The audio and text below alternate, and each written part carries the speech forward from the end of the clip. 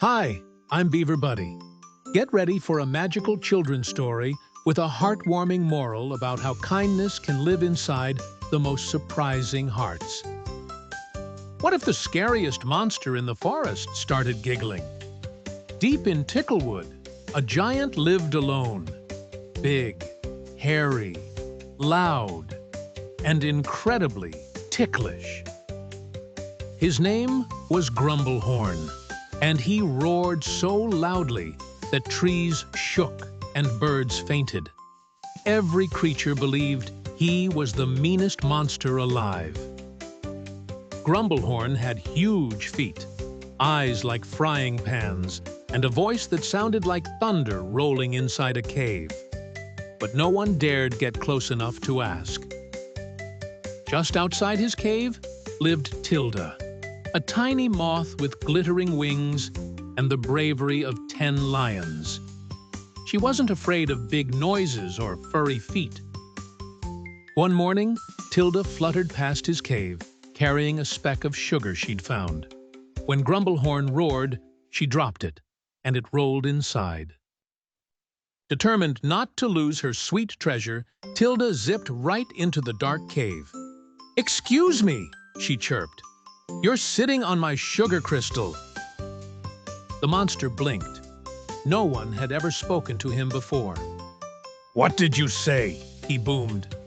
His voice blew Tilda backward, but she came right back. "I said, you're sitting on my sugar," she shouted. Grumblehorn huffed. "No one tells Grumblehorn what to do," he roared, thumping the ground. Dust fell from the ceiling, but Tilda didn't move.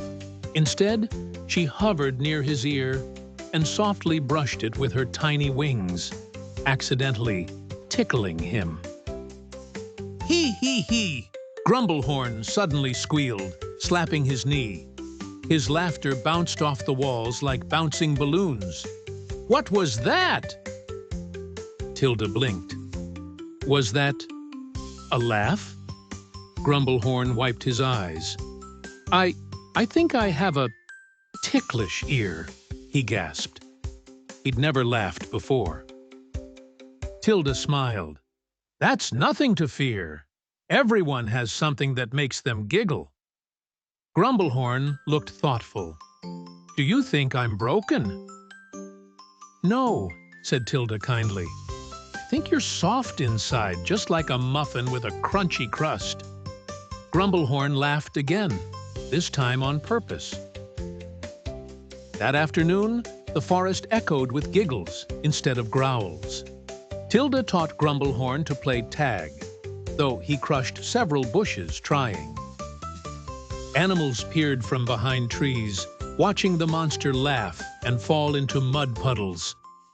"Is that really him?" asked a raccoon. "He's playing?" Tilda waved at them. "He's not mean, just lonely." Grumblehorn waved too, his enormous hand knocking over a pine tree. "Sorry," he chuckled. Little by little, the animals came closer. A fox brought him a scarf. A squirrel offered acorns. Even a skunk gave him a daisy and a quick run. Grumblehorn built a seesaw out of logs and balanced animals on his nose. "Tickle the tip, and I'll sneeze you into the air," he roared with joy. Days passed, and Grumblehorn became the most popular creature in Ticklewood. But one afternoon, he vanished.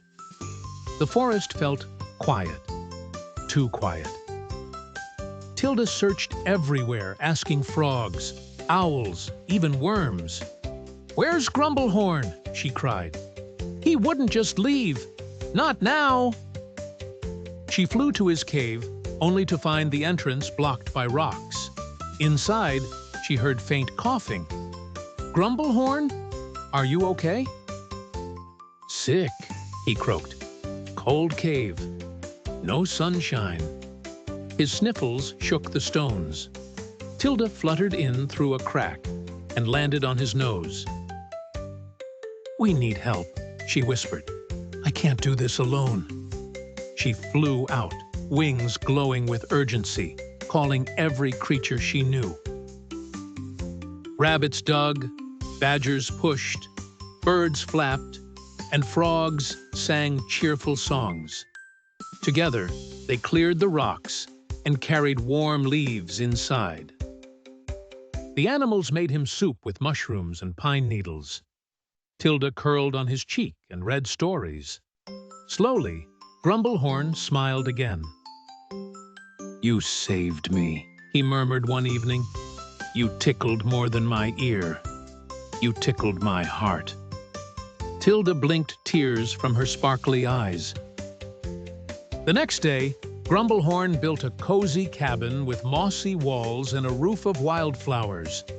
"This is for everyone," he said, "especially little moths." He carved a sign, "Welcome to Ticklewood, where giggles grow." Visitors came from far away to see the giggling giant and his fluttery friend. At night, Grumblehorn sang lullabies so deep they made the stars vibrate. And Tilda? She always tickled his ear before bedtime. Moral: even the grumpiest hearts can blossom when touched with kindness, patience, and a little tickle. See you soon with more magical adventures, wonderful places, and heartwarming tales with Beaver Buddy.